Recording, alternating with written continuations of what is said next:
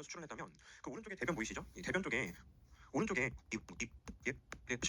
안녕하세요. 자, 164페이지부터 진행을 하겠습니다. 6번 국제수지표라는 테마인데요. 자, 굵은 글씨로 1번 제목이 있고 2번 제목이 있죠. 자, 1번보다 2번이 훨씬 중요합니다. 자, 1번도 간단히 볼게요. 자, 국제수지표를 기입하는 방법에 대해서 정리가 되어 있는데 이 경상수지라는 개념이 있죠. 그리고 이제 자본수지라는 개념이 있어요. 이 두 가지를 기입하는 법, 거기에 포커스를 맞춰서 간단히만 말씀드리면 충분할 것 같은데요. 그 국제수지표 복식 보기 방식이기 때문에 차변과 그다음에 오른쪽에 대변이 있습니다. 경상계정에서는 이제 무역을 하는 그 수출하는 수입하는 그 태화들이 적혀 있어야 될 거 아니에요. 자, 예를 한번 들어볼게요. 우리나라가 만약에 해외에 그 9억 달러치 물건을 수출을 했어요. 물건을 수출을 했다면 그 오른쪽에 대변 보이시죠? 이 대변 쪽에 오른쪽에 9억 수출에 먼저 기입을 해서 이제 상품 수지에 이제 기입을 해요. 근데 일반적으로 이제 무역이라는 것은 그 물건을 보낸 다음에 바로 대금을 받는 것이 아니고 통상적으로 한 3개월 정도 그 정도 뒤에 대금을 받습니다. 오른쪽에 9억 수출에 기입을 해서 이제 물건을 내보냈다면 그게 이제 왼쪽에 보시면 무역 관련 신용 보이시죠? 거기 이제 9억 원이라고 기입을 미리 해두는 거예요. 당장 들어온 돈은 아니고 나중에 들어올 돈의 형태이고 아직 안 들어왔기 때문에 금융계정 쪽에서는 이제 신용이라는 이 챕터에 기입을 하게 되는 것입니다. 만약에 우리나라가 해외로부터 10억 원어치 수입을 했어요. 10억 원어치 수입을 하고 그리고 1억은 현금으로 바로 받았고요. 나머지 9억은 역시 3개월 뒤에 받을 예정이에요. 네, 그렇다면 왼쪽에 차변 쪽에 10억 수입 기입하면 되고요. 오른쪽에 아직 안 받은 거 3개월 뒤에 받을 돈 9억 달러는 이제 오른쪽에 기입하면 되고 지금 당장 현금으로 받은 거 1억은 현금 항목에 기입을 하면 된다고 합니다. 사실 이걸 우리가 시험장에서 기입할 일이 뭐가 있겠어? 적혀 있는 걸 보고 이게 경상수지가 좀 적자구나 흑자구나 구분하실 수 있으면 되기 때문에 경상계정에서 대변 쪽에 수출을 적고 차변 쪽에 이제 수입을 적고 그다음에 이제 지급되는 대불 지급 형태를 이제 반대편 쪽에 기입하는구나 이렇게 구조만 간단하게 파악하시면 돼요. 그래서 좀 유치하지만 제가 이제 수출은 대변에 먼저 상품 수지에 적어야 되잖아요. 그럼 이제 수출했으면 나중에 돈이 들어올 거 아니야, 그렇지? 대변이니까 들어올 돈이야. 그러니까 대변은 오른쪽 대변은 나중에 이제 들어올 돈. 오른쪽에 차변은 기본적으로 수입한 금액을 적잖아요. 물건을 수입했으면 나중에 됐건 지금이 됐건 돈을 차버려야 돼요. 그래서 이거는 이제 찰돈. 이런 식으로 먼저 우선적으로 기입을 하는 걸로 기억하신다면 표를 보시면서 우리나라 경상수지가 지금 적자구나 흑자구나 그 정도는 판별하실 수 있을 겁니다. 그리고 이제 두 번째는 송금이에요. 송금. 일반적으로 송금은 예를 들어 이제 외국에 계신 이제 외삼촌이 내 생일이니까 그 아껴 쓰라고 5만 달러 보내주셨어요. 엄청난 금액이죠. 네, 정말 많은 금액을 보내주셨는데 그런 식으로 돈이 국내로 송금이 된다면 자, 이 역시 마찬가지로 경상계정이라고 볼 수 있습니다. 단순히 돈이 왔다 갔다 한다고 무조건 자본계정은 아니고요. 이는 그 경상계정의 이전소득수지라는 항목에 기입이 됩니다. 근데 이 경우는 있잖아요. 내가 외삼촌의 조카니까 돈을 받은 거잖아. 나를 수출한 거예요. 나라는 그 우리 관계를 수출한 것이기 때문에 이전 소득 수지에 5만 달러 국내로 송금 기입하고 바로 현금 들어왔죠. 왼쪽에 현금으로 5만 달러 국내로 송금이 됐다. 이렇게 우리가 항목을 기입을 하게 되고요. 네, 그걸 보면서 이전 소득 수지에 5만 달러 들어온 것은 어찌됐건 수출해서 돈 들어온 것처럼 나를 수출한 것이다. 이렇게 우리가 이제 판단을 내리시면 된다고 하고요. 자, 세 번째는 직접 투자입니다. 이케아가 해외에서 국내로 설비를 유입한다면 두 가지 방식으로 해석을 할 수 있는데 그중에 권장드리는 것은 이제 1번이에요. 왜냐하면 이케아가 아니라 다른 집단이 우리나라에 물건을 들고 들어왔다면 수입 항목에 기입을 했을 거잖아요. 근데 수입 항목에 기입을 하기는 하는데 나중에 받을 돈이 아니고 그거는 직접 투자였다라는 형태로 보시면 되니까요. 따라서 이케아가 해외에서 국내로 100만 달러 시설재를 유입했다. 원래대로라면 돈이 나가야 되는데 안 나간다. 왜냐하면 외국에 이케아라는 회사가 우리나라에 투자를 한 개념이기 때문에 금융계정 쪽에 직접 투자에 100만 달러 이렇게 기입하면 되는 거고요. 오른쪽에 간접 투자 있죠. 이 간접 투자는 2번을 제가 권장합니다.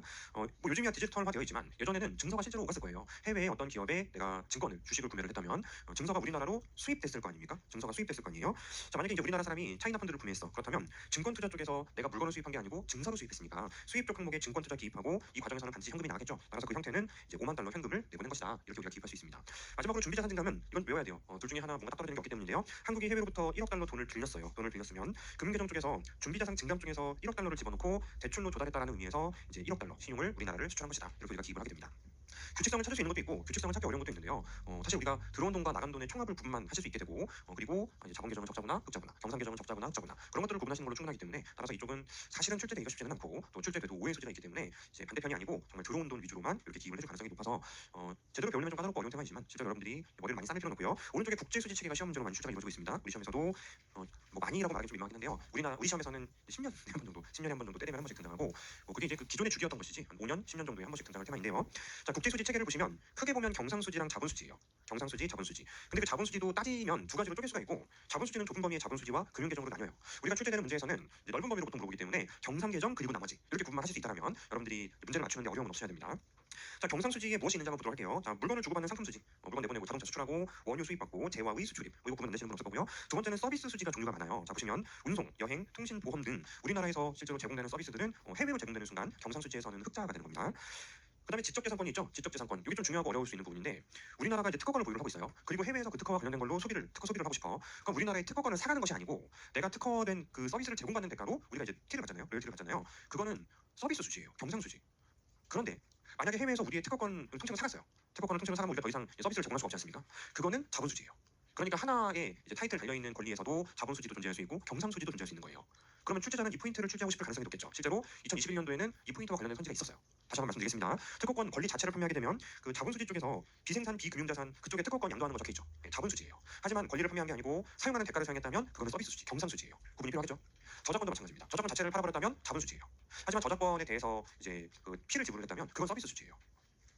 우리나라 겨울 되면 그 캐롤 엄청 나오잖아요. 그 머라이어 캐리 그 수많은 달이 12월달 아닙니까? 우리나라에서 큰 데서 틀면은 대금을 지불을 해줘야 되고요. 그 대금을 지불해주면 그럼 이제 해외 쪽으로 서비스비를 지불할 거예요. 그거는 이제 경상수지 적자 요인이에요. 나가는 돈이기 때문에.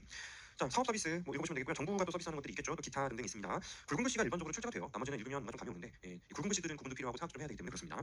본원소득 수지에서 굵은 글씨 출제만이에요. 왜냐면 우리가 해외에 주식을 샀어. 그러면 주식을 사면 뭐 누가 뭐라 해도 이건 금융 계정이거든요. 자본수지라고 볼 수가 있는데 그런데 배당금을 받잖아요. 배당금? 그건 또 이게 경상수지에 기입이 되기 때문에 우리가 이제 알아야지 구분할 수 있는 내용이잖아요. 이런 쪽으로 출제를 해요. 본원소득 수지 1년 미만 이것도 굵은 글씨 하는 게 좋을 것 같습니다. 1년 넘어가는 근로자들까지 우리가 경상수지에 기입하진 않아요. 1년 미만 단기 체류 근로자의 급료 및 임금 이걸 뭐 국내로 보내건 안 보내건 상관없다고 합니다. 그래서 1년 미만 동안은 측정을 하고 1년을 초과해서 체류하게 되면 그때부터는 우리나라의 경상수지라고 생각하지 않아요. 그다음에 굵은 글씨 해외 투자에 따른 배당금 그리고 이자 지급 채권에 이표체라면 이자가 들어오잖아요. 아니 채권은 내가 돈을 내보내니까 뭐 명백하게 자본수지고 또 주식 증권을 거래하는 것도 내가 돈을 내보내면서 증서를 사는 걸로 명백하게 자본수지인데 그에 대한 서비스비를 받는 거죠. 예, 그거는 본원소득 수지로 들어간다는 게 뭐 우리로서는 조금 준비를 해둬야 되는 부분이 아니겠습니까? 이 굵은 글씨가 출제하기가 진짜 좋아요. 이런 부분이 변별력이기 때문에 굵은 글씨 위주로 여러분들이 나머지는 좀 읽어보는 정도로 보시면 되겠고요. 이전 소득 수지는 대가 없는 무상 원조.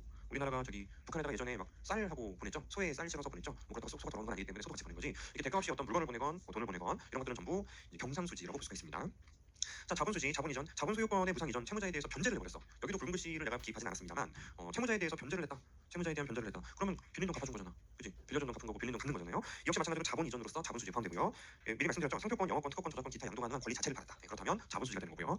금융계정에서 직접 투자와 증권 투자는 이미 말씀드렸습니다. 증권 투자는 주식을 사고 팔고 하는 행위로부터 돈이 왔다 갔다 하는 행동, 이 과정에서 나타나는 수지를 말하고 증권 그 직접 투자, 직접 거래는 이거는 이제 이케아가 국내 들어와서 공장 짓고 우리나라가 베트남 가서 공장 짓고 이런 것들 포함하고요. 나아가서는 투자 대상 기업의 10% 이상의 주식을 내가 이제 매입을 해버려서 사실상 관리권을 보유하게 되는 경우 이런 경우 역시 마찬가지로 우리는 직접 투자라고 이야기합니다. 그래도 뭐 10% 이상인데 최소 5천만 원 이상인데 거의 돼요. 5천만 원 이상 거의 되기 때문에 10% 이상만 보유하게 되면 이거는 직접 투자로 분류를 하겠다. 그래서 주식을 거래했다고 해서 냉큼 간접 투자라고 구분하시면 안 돼. 예, 증권 투자라고만 구분하시면 안 되고 너무 많이 사면 직접 투자가 되는 거예요. 나중에 문제 풀어보시면 그렇게 어렵지 않게 구분이 된다는 거 인식하실 수 있을 겁니다. 166페이지로 넘어가시면 역시 빈출 테마로서 국제수지 방정식 볼 겁니다. 우리가 생전 처음 보는 수식은 아니에요. 우리가 고전학파 쪽에서 대부자금 시장 수식 정리할 때 왼쪽으로 넘기고 오른쪽에 남기고 했었거든요. 근데 여기서는 국제경제학과 관련된 테마이기 때문에 이제 경상수지 역시 마찬가지로 포함을 시켜서 앞에서 했던 부분에서 더 확장해서 그릴 수 있는 그림이 있는지 그 정도를 점검할 예정입니다. 출제는 정말 많이 이루어지고요. 자, 어떤 경제에서 IS 곡선은 계속 등장해요. 이거는 뭐 중요하지. 실제 경제에서 실물 시장을 건드리는 중요한 포인트를 갖고 있는 게 바로 IS이기 때문에 여기 소비 어디 갔어 소비. Y는 소비, 투자, 정부 지출 여기까지 적어두면 그건 폐쇄 경제고요. 만들어서 수출도 해야 되고 쓸 건데 수입으로 조달할 수도 있으니 그 수입 쪽을 오른쪽으로 넘기면 순수출이라고 기입할 수 있죠. 오른쪽에는 넷 수출, NX 기본적인 수식이고 예고 드린 대로 여러분들 머릿속에는 이 수식이 자연스럽게 저장되어 있을 거라고 생각합니다. 역시 마찬가지로 이 항등식이 아니거든요. 이거는 항등식이 아니다. 항등식이 아니고 이제 왼쪽이나 오른쪽이 커지거나 작아질 수 있는 그런 관계를 갖고 있는 식이지만 시간이 주어져서 어느 정도 여력만 있으면 항등식이라고도 표현할 수는 있다고 했어요. 그게 우리를 좀 헷갈리게 만드는 경우가 많아. 특히 재시생분들이 1년차 공부할 때는 제가 말씀드린 걸 잘 기억하는데 그런데 나중에 1년쯤 뒤에 2차 공부하다가 경제학과 들춰봤을 때 있잖아요. 그때 제목이 사후적 항등식이니까 또 착각하시기도 하는 그런 부분이기도 해요. 오른쪽이 커지면 왼쪽이 커져야죠. 이렇게 물어본단 말이야. 그러면 이제 제가 이해하잖아요. 예, 1년 정도 2차 공부하셨으니까. 네, 그러니까 아닙니다라고 친절하게 답해드릴 테니까요. 여러분들도 헷갈리면 제 게시판을 적극적으로 이용해 주셔야 돼요. 자, 이거 앞쪽에서 비슷하게 봤는데 이것만 놔두고 다 왼쪽으로 넘길 거예요. Y 마이너스 C 마이너스 정부 지출 마이너스 투자는 NX. 여전히 항등식이 아니죠. 이건 항등식이 아니고 순간적으로 왼쪽이 커질 수도 있고 오른쪽이 커질 수도 있습니다. 이 둘도 쪼개기 위해서 우리가 세금을 넣었었죠. 조세를 빼고 조세를 더하면 이게 뭐였지? 이게 퍼스널 민간 저축이었고요. 여기가 뭐였죠? 여기가 정부의 저축이었습니다. 이 둘을 합친 걸 우리는 내셔널 세이빙 국민 총저축이라고 부르는 것이고 천박하게 표현하면 벌고 나도 쓰고 정부도 쓰고 남은 돈이라고 표현합니다. 내셔널 세이빙은 국민 총저축이고 우리들이 벌었고 내가 썼고 내가 조세 낸 걸로 정부도 썼고 그런데 남은 돈 이를 우리는 내셔널 세이빙이라고 부르고 있습니다. 자, 내셔널 세이빙은 두 갈래 길이 있어요. 폐쇄 경제라면 국내 투자로밖에 못 갑니다. 하지만 개방 경제라면 국내 투자로 들어갈 수도 있고 포린 인베스트먼트라고 하자 해외 투자로 나갈 수도 있습니다.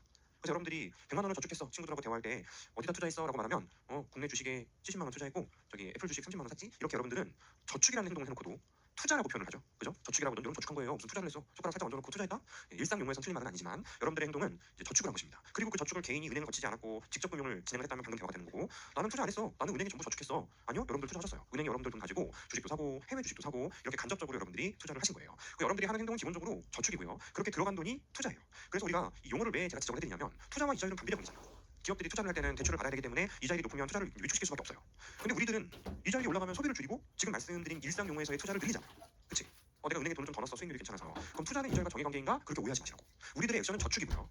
그 다음에 투자라는 것은 아니 나도 투자한 거랑 다름없어요. 저축으로 투자하잖아요. 사후적으로 일치하는 것뿐이야. 사후적으로. 내가 한 행동은 저축이고요. 내 저축은 이자율이 올라갈 때 늘리고 싶어하고 기업들은 이자율이 올라갈 때 줄이고 싶어하죠. 근데 내가 투자하려고 했더니 기업들이 투자를 안 하잖아. 그럼 초과공급인 거야. 대부자금 시장에서. 대부자금 시장에서 초과공급이면 이자율이 올라간다면이라는 사회 문제는 없어요. 이자율이 올라간다면 각각의 그래프가 어떤 방향으로 경제를 루트로 움직입니까? 그건 질문이 가능해도 이자율이 올라가는 데는 이유가 있는 거야. QP 평면에서 가격이 올라가면 이라는 세계 문제는 없어요. 수요가 증대되면 가격이 따라가는 거지. 그쵸? 근데 이런 질문은 된다고요. 가격이 오르면 수요가 어떻게 돼요? 줄어들죠. 가격이 오르면 공급은 어떻게 돼요? 늘어나죠. 초과 공급이겠네. 그 가격이 왜 올랐는지 이야기를 안 하고 그냥 올라갔다 하면 어떡합니까? 초과 공급이 생기겠지. 가격이 떨어질 거예요. 따라서 그래프에서 특히 가격 변수에 해당하는 것들을 그걸 우선적으로 전면에 두고 이유도 말 안 해주고 그냥 오른다라는 질문은 없어요.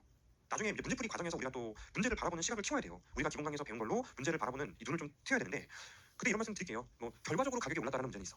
그럼 우리가 추정을 해요. 무슨 일이지? 공급 곡선이 왼쪽 위로 올라갔나? 아니면 수요 곡선이 오른쪽 위로 올라갔나? 둘 중에 하나가 분명히 일어난 상황일 것이고 가격이 올라간 게 결론이라면 힌트를 더 주겠죠. 가격이 올라갔는데 그 균형 수량도 늘었대. 아니 그럼 공급 곡선 따라 움직인 거잖아. 그럼 수요 곡선이 바깥쪽으로 갔겠거니 하면서 풀어야 되고 가격이 올랐는데 수량은 또 줄었대. 그러면 공급 곡선이 움직인 거겠죠. 수요 곡선 따라서 가격 오르면서 수량이 줄었겠지. 이렇게 힌트를 캐치해야 되는 그런 이제 기술적인 부분들이 있다는 거예요. 너무 뻔하면 좀 티가 나나? 그래서 출제하시는 분들은 또 돌려서 말씀하시기도 해요. 가격의 상승률보다 수량의 감소율이 더 컸다. 그럼 그 비율도 중요하지만 어찌됐건 하나는 오르고 하나는 줄었다는 거 아니야? 그치? 그럼 공급 곡선이 움직였나 봐. 이렇게 사례 문제는 외생적인 충격으로부터 발생하는 거지 원인 변수들이 바뀌면서 사례 문제가 설정될 수는 없어요. 여기도 마찬가지로 내가 국내에 투자하고 해외로 돈을 내보냈다 두 루트가 존재하게 되는데 사실은 이 해외에 내가 돈을 내보내면서 투자를 하잖아요. 그럼 해외에 내보낸 돈은 본인 입장에서는 돈을 해외로 방출시킨 것이기 때문에 우리가 자본 수지를 KA라고 많이 표현한다고 했죠. 그죠? KA 입장에서는 마이너스예요. 내가 해외에 애플 주식을 샀어. 애플에 내 돈을 밀어 넣었다는 얘기잖아요. 우리나라 입장에서는 돈이 해외로 빠져나간 것이죠. 근데 곰곰이 생각해보니 나가는 돈만 있는 건 아니야. 우리도 외국인들이 우리나라 주식 사면서 들어온 돈도 있잖아. 그래서 나가는 돈만 있는 게 아니고 들어온 돈도 있기 때문에 자본 수지는 그 두 가지를 모두 포괄하고 있지만 나가는 돈과 들어오는 돈은 상수에서 양수가 되었냐 흑자, 음수가 되었냐 적자. 그렇잖아요. 근데 여기는 나가는 것만 의미하니까 이렇게 적으면 안 되고요. 넷이라는 이제 기호를 달아주는 거예요. 순수하게 들어오는 돈도 있을 거고 나가는 돈도 있을 거야. 해외 돈으로 국내에서 기업들이 투자하는 경우도 있을 것이고 우리들이 해외로 내보내는 것도 있을 것이야. 내가 만약에 벌고 쓰고 남은 돈이 100이에요. 국내에 70 들어갔어. 그런데 국내 투자가 70이 아니고 이제 이게 120 막 이런 거야. 50. 그럼 50은 어디에서 조달을 했겠어요? 해외에서 조달을 했겠죠. 그러면 이제 해외로부터 국내 투자라고 외국인들이 돈 밀어넣은 돈 있잖아요. 네, 그 부분들이 분명히 반영되어서 실제 투자량은 70이 아니라 120이 될 수도 있다는 얘기고 그럼 우리나라가 해외로 얼마를 내보냈다는 얘기일까? 순수하게 30 내보냈다는 얘기거든요. 네, 그러면 150을 내보낸 거야. 150을 내보낸 거라고. 그렇지만 순만 따지면 맞아야죠. 30. 네, 이렇게 우리는 내셔널 세이빙 마이너스 투자는 같은 말이에요. NFI하고 같은 말이에요. 이거 진짜 항등식이에요. 항등식은 제가 세 줄 처리하고 있죠. 따라서 내셔널 세이빙 마이너스 투자만큼 이거는 NFI 해외에 순수하게 투자된 크기다. 이렇게 우리가 판단을 내릴 수 있습니다. 자, 얘는 항등식 아니죠? 얘는 뭐다? 얘는 항등식인 거야. 국내에서 저축하고 국내 투자하고 남은 돈을 해외에 들어가 있어요 지금. 네. 이렇게 이제 개념들을 좀 정리를 해보았는데요. 직관적으로도 됩니다. 국내 이자율이 오르면 해외 나가는 돈이 줄겠어, 늘겠어? 줄겠어, 늘겠어. 국내 수익률이 괜찮은데요? 줄어요. 따라서 국내 이자율, 국내 명목 이자율과 해외 투자는 당연히 반비례 관계가 있습니다. 근데 이것도 마찬가지 아닌가? R-RF라고 단순화했어요. 오른쪽에 원래는 이자율 평가설에서 2분의 2 익스펙테이션 마이너스 2 그것까지 고려한 다음에 왼쪽이 더 크냐? 국내로 돈이 많이 유입되겠지. 오른쪽이 더 크냐? 해외로 돈이 많이 방출되겠죠. 그러면 우리가 그 돈이 나가고 들어오는 게 어떤 변수에 대한 함수냐를 통일시키려면 이래 버리면 되잖아. 이자율 평가설 오른쪽에 있는 거 다 넘겨버려. RF 마이너스 2분의 2 익스펙테이션 마이너스 2 양수면 들어오는 거야. 그지? 이자율 평가설에서 왼쪽이 크다는 얘기는 똑같은 말이잖아요. 음수면 방출되는 거야 돈이. 그래서 이 전체를 변수로 통째로 잡아버리려는데 지금은 요거 우리의 예상치와 실제 환율이 0으로 처리된 가장 단순한 형태로 보고 있는 것입니다. 우리가 이제 바로 오늘 다루게 될 정말 중요한 모형 중에 하나인 ISLM이었죠. 거기에 국제수지 개념까지 집어넣은 그 모형에서는 일단 또 말씀드릴게요. 여기 암자가 일치한다고 전제를 해요. 환율 예상치와 실제 환율이 항상 똑같지 이렇게 예상하기 때문에 여기도 비슷하게 집어넣은 것이고요. 이제는 여기로부터 우리가 이제 사례 문제를 풀기 위해서는 뭐 직관적인 판단으로도 충분히 커버가 가능하겠지만 한계가 있어요. 모형이 필요해. 어떤 변수에 대한 최종 결론 방향을 물어볼 때는 분명히 이제 모형을 써서 그래프로 이동시키고 교점으로 가면서 해석도 하고 그럴 필요가 있어요. 그래서 여기도 일단 먼저 소국을 가정해 보도록 하겠습니다. 대국은 나중에 우리가 사례 문제 풀면서 조금 전달드릴 예정이고요. 소국을 가정할 겁니다. 소국을 가정할 건데요. 두 번째, 자본의 이동성이 완벽하다. 자본의 이동성이 완벽하다라는 게 무슨 의미인지 들어보신 적 있어요? 양자가 다를 수가 없는 거야. 우리나라와 해외 쪽에서 자본의 이동성이 완벽하다면 우리나라 이자율과 해외 이자율 사이에 갭이 존재할 수가 없어요. 그렇지? 근데 이런 경우는 있더라고. 봐요. R은 RF의 2분의 2 expectation 마이너스 2. 이게 이제 여러분들 암기하셔야 되는 이자율 평가설인데 이게 0이라고 한번 해보죠. 이게 0이면 한쪽으로 돈이 쏠리지 않기 위해서는 여기가 만약에 5%면 여기도 5%여야 하는 거잖아요. 그렇지? 이게 0이라고 한다면 근데 신기하게 미국은 3%인데 우리는 5%인 채로 쭉 지속되더라고. 2%는 뭐야? 2%는?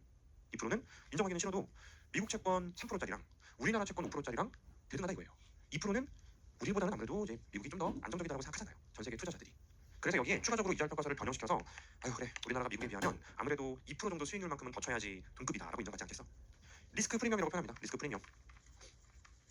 뭐 환율과 관련된 부분에서 얘기할 때는 또 환위험 프리미엄이라고 표현하기도 하고 하여튼 위험 프리미엄이라는 건 우리나라보다는 미국이 2% 정도는 더 먹고 들어가는구나. 네, 이거 차이 말하는 거예요. 자존심 상하잖아. 근데 반대로 우리도 똑같이 생각한다고 했잖아요. 세뱃돈으로 미국 채권 5%짜리하고 그리고 인도 채권 7%짜리하고 어떤 거 받으실 거예요? 어떤 거? 미국 채권이죠. 다 그렇게 생각하잖아요. 국가 간의 상대적인, 절대적인이 아니고 상대적인 위험도 이런 것들도 반영을 해줘야 하는 테마가 또 있을 거예요. 그래서 일단은 리스크 프리미엄이라는 게 존재하는데 이거는 상대적인 겁니다. 상대적인 거야. 우리나라가 나빠지면 리스크 프리미엄 올라가는 거예요. 북한이 돼지가 미사일을 쏘면 우리는 어떻게 생각해? 응?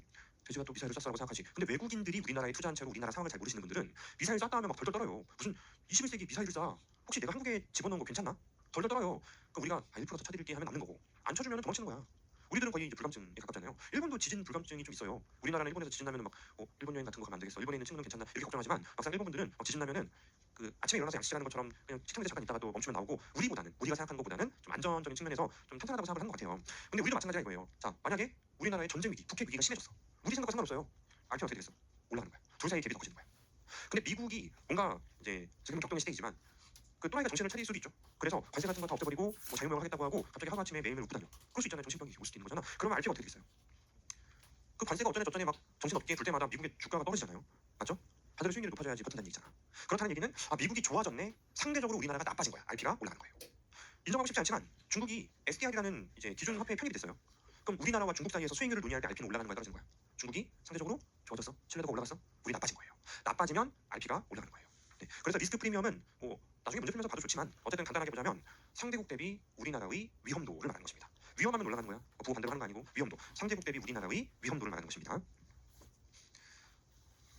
그래서 이거는 이제 나중에 문제 풀 때 적용해볼 예정이에요. 지금 당장 이거 가지고 우리가 이제 오늘 배우는 모형에서 쓰겠다는 건 아니고요. 그래서 조금 더 자세히 설명드렸어요. 문제 풀면서 또 설명드릴 기회가 있지는 않기 때문에 자, 이 상태에서 여기 이제 그래프 앞에서 배운 거 몇 개 있었거든요. 대부자금 시장부터 먼저 배워보죠. 대부자금 시장은 여기가 내셔널 세이빙이고 투자 두 개를 이자율에 대해서 그린 평면입니다. 이자율이 올라가면 내셔널 세이빙은 우상향하는 건 민간 투자의 행위 때문인 것이고요. 투자 곡선은 이자율과 반비례 관계인 것은 이자율과 투자가 반비례 관계잖아. 왜냐면 이자율이 투자의 기회 비용이기 때문에 그렇죠. 그래서 회계 경제면 교점이 균형이거든요. 근데 개방 경제는 요 양자가 다를 수가 없대요. 리스크 프리미엄이 없어. 환율 익스펙테이션과 환율이 똑같아. 완벽한 자본의 이동성.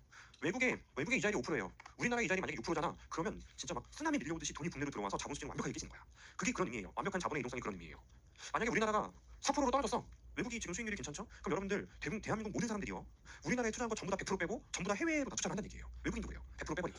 그러면 자본 수지라는 것도 어쨌든 수지가 맞아야 되는 거 아니겠습니까? 밸런스가 맞아야 되는 거 아니에요? 그럼 우리나라가 어쨌든 소규모 개방동 정점에서 외국 입장에서는 요만큼 들어왔는데 우리나라는 막 정신도 못 차릴 정도로 우리가 작은 국가라면 양자가 같을 수밖에 없는 거예요. 우리나라 이자율과 세계 이자율이 일치할 수밖에 없고 여기서 그래프의 교점이 하나도 중요하지 않아. 그러면 물론 제가 소문자 대문자를 똑같다고 지금 두고 있으니까 여기 알로 적어놨는데요. 세계 이자율이 지금 얼마니? 우리나라 이자율이 그거 아니면 감당이 안 되는 거야. 따라서 우리나라 이자율은 예를 들어 지금 5%에서 멈춰 있는 거예요. 이게 소국의 특징이에요. 대국의 경우는 이자율이 내려가고 올라가는 것이 그래프들의 교점에서 최종적으로 달성되고 마무리가 되지만 소규모 개방 경제의 경우는 세계 이자율이 얼마가 되었는지 여부에 따라서 내가 따라갈 수밖에 없는 거야. 만약에 따라가지 않아도 좋다면 그건 무슨 상황이냐면요. 우리나라가 4%여도 괜찮다. 자본 통제가 어느 정도 실현되고 있는 경제인 거예요. 예전에 우리나라가 그랬지. 그치? 예전에 외국인들이 주식을 보유할 때 한도도 이렇게 좀 틀어막고 국내에서 해외 주식 살 때도 우리나라 돈이 해외 나가면 어떡하니 국내에 머물러서 국내 발전시켜야지 라는 의미에서 통제를 했었어요. 아예 못하게 한 건 아니야. 아예 못하게 한 건 아니고 이제 한도를 정했어요. 인당 한도, 외국인들이 국내 보유할 때 그 주식 전체에 대한 비율 한도 이런 것들을 정해놨단 말이에요.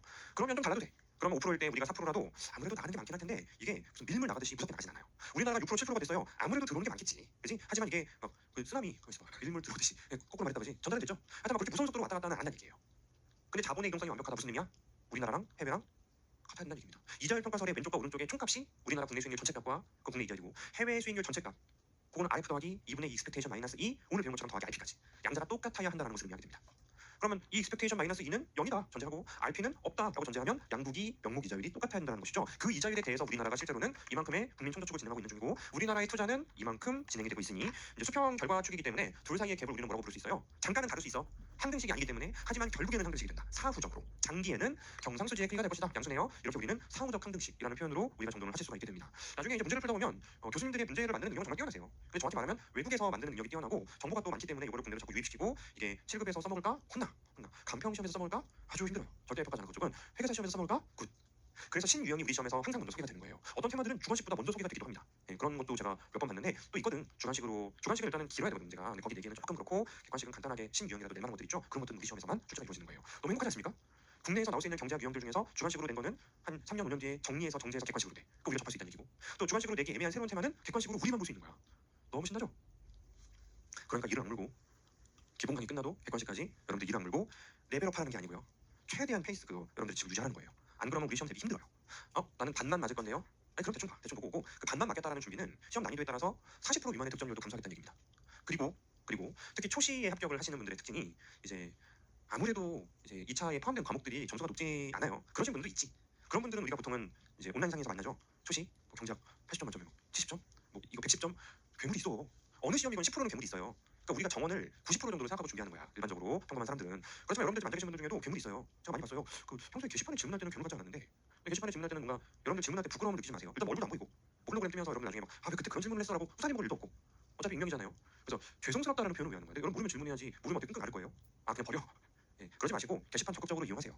그게 저한테도 강의에 도움이 많이 됩니다. 여러분들이 질문을 안 하면 나는 내 멋대로 강의할 것이고, 여러분들이 질문을 많이 하면 겹치는 게 많거든요. 그럼 강의할 때 더 그 부분에서 강조하면서 질문을 줄여나가지고 저도 발전할 수 있는 굉장히 중요한 운동력이기 때문에 앞으로 복습하시면서 특히 문제 푸시면서 질문이 진짜 많을 거예요. 내가 이론을 적용할 때 갭이 큰 것도 많으니까 적극적으로 질문하세요.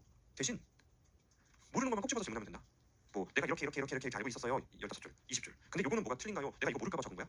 내가 잘못 말했을까 봐 확인하려고 적은 거잖아. 그러면 내가 이제 감당이 안 돼. 그러면 내가 이제 그걸 읽을 수가 없기 때문에 그 읽다 보면은 시간이 쭉쭉 끊어요. 그러니까 그거는 좀 무리고 물어보는 거는 이제 딱 말하면 제가 저는 다 알아요. 저는 다 알고 있으니까 그것만 핵심적으로 딱 쪼개서 물어보도록 부탁을 드릴 겁니다. 그리고 모르는 게 뭐가 부끄러워. 나도 여러분들 전공하는 거 잘 몰라요. 그래서 헛소리 막 삑삑거리면 여러분들이 막 웃으면서 비웃으면서 말할지도 몰라. 그렇지만 여러분들이 지금 경제학의 이 실력 자체는 제가 낫잖아요.